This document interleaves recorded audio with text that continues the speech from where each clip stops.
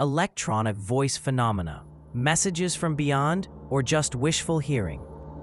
For decades, ghost hunters and paranormal enthusiasts have chased whispers from the other side.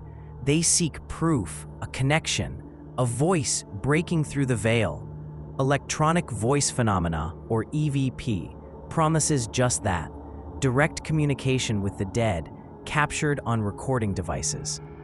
But is it truly the voices of spirits reaching out, or is something else entirely at play? We're diving into the world of EVP, separating fact from fiction and exploring the science, or lack thereof, behind this intriguing phenomenon. EVP refers to unexplained sounds found on electronic recordings that some believe are paranormal in origin. These sounds are often described as voices, sometimes clear and distinct, other times garbled and difficult to decipher. Proponents claim these voices belong to deceased individuals attempting to communicate with the living. They use various recording devices, from simple tape recorders to sophisticated digital equipment, hoping to capture these elusive messages. The typical EVP session involves recording in a supposedly haunted location. Ghost hunters ask questions aloud, leaving pauses for spirits to respond. Later, they meticulously review the recordings, listening for anomalies, for anything that sounds like a voice.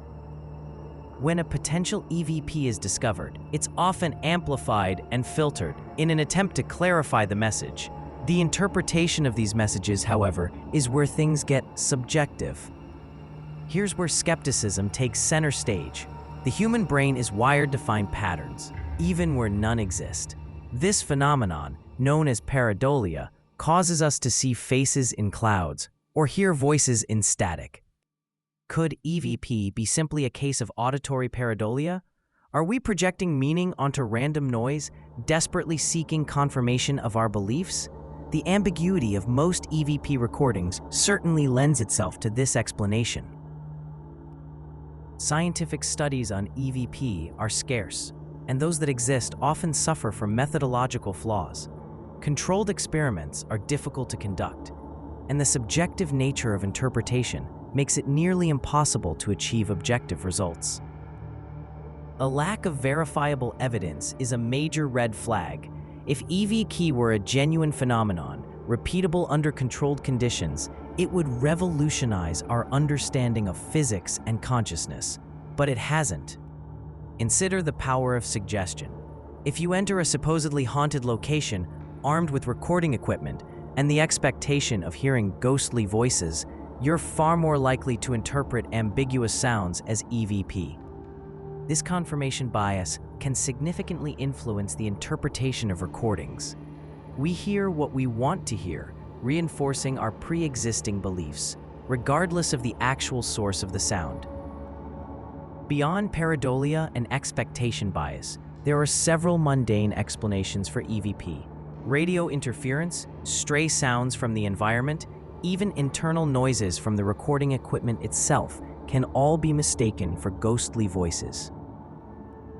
Without rigorous analysis and careful consideration of these alternative explanations, attributing every unexplained sound to paranormal activity is at best premature. So, are ghosts really speaking through EVP? The evidence, or lack thereof, strongly suggests otherwise. While the allure of communicating with the dead is undeniable, we must approach these claims with a healthy dose of skepticism. Until verifiable, repeatable evidence emerges, EVP remains firmly in the realm of pseudoscience. It's a fascinating phenomenon, perhaps, but one driven more by wishful thinking than concrete proof. The whispers we hear may be echoes of our own desires, rather than messages from beyond the grave.